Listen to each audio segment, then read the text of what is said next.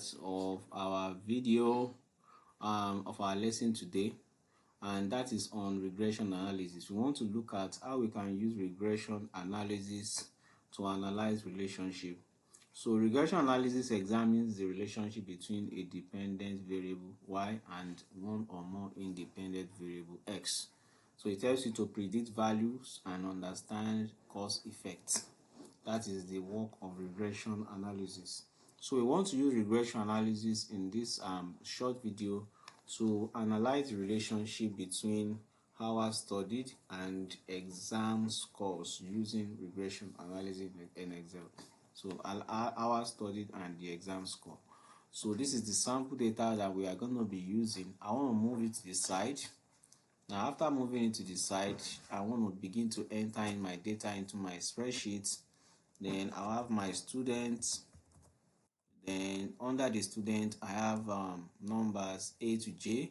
So instead of typing it manually, I'll come to fill. I'm going to click on fill. I'll click on series. Then I'm going to select linear, and then I'll select colon.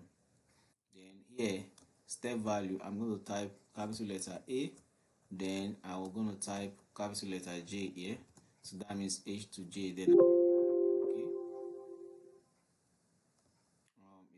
it's not taking it in. Let's see. Let me try growth. Okay. Okay, coming. Let me see if I can use another fill here. Fill down. Let's see. No. Let's make it A. Fill down. Okay, let's type it in manually since we discovered that automatic fill is not working now. So because of time figuring that out, let's just move on by typing them manually. And I have my B, I have my C, I have my D, I have my E, I have my F, I have my G, I have my H, I have my I, and then I have my J. So I haven't done that. Here we're going to be typing the hours. We are going to be typing the hours studied. So that's hours studied. Then I'm going to use my X. So then I'll move to the next one. That is exam score. Oh, and that will stand as the Y. That will stand as the Y. Then here I can extend this a little bit like this so that the column name can stand well inside the cell. Then here I have 1 to 10, so I'll come up here to fill. I'll go to series. Then when I get to series, I'll use colon. Then I'll use linear 1 to 10. Then I'm going to say OK. It's going to fill it automatically. 1. Then let me go back again to fill, series, colon, linear 1 to 10. Okay, good. Now the last one is the scores. So our scores are 50. Then the next one is 55. The next one is 65. The next one is 70. The next one is 75. The next one is 78. The next one is 85. The next one is 88. The next one is 90, and the next one is 95. Okay, that's done. So I can dispose this, just delete it off since we have already entered it into our spreadsheets. Let me centralize these two numbers so that they can stand well in the table. So I just click on this centralize button under alignment here, or you use Ctrl+E to get that done. So I haven't done that. So my next step after putting my data in is to go to options and activate my my data analysis toolpath, which has already been done yesterday.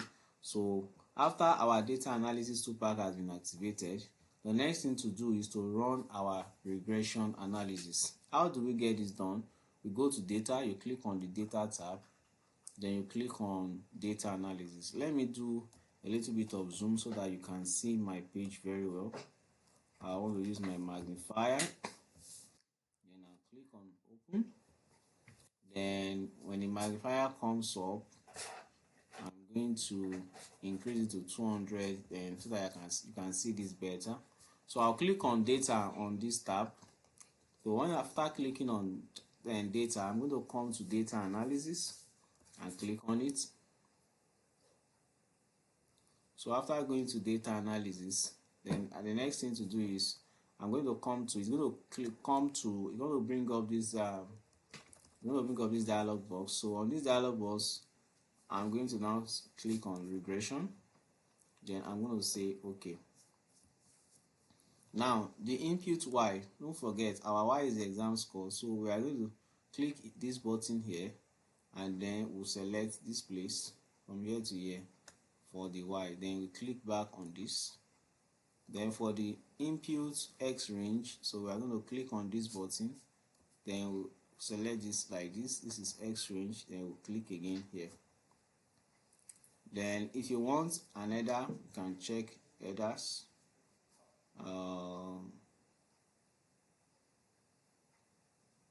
That's the labels, stands for the header. That means if we want header for it. So after doing that, we can choose output location, e.g. can be in a new worksheet. So let's make it to be in a new worksheet, which is this. Then having done that, I think we can now click on our OK.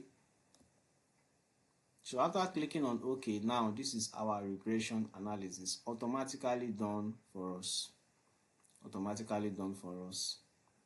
So we don't need to do it manually. It has been automatically done for us. Let me just extend the tables a little bit so that we can see those things very well. Okay. This one too, I need to extend it more so that you can see what is actually in it. I think this one is okay. This one, this one, this one, this one, okay. Then this one too. The number is long, so let's extend it more.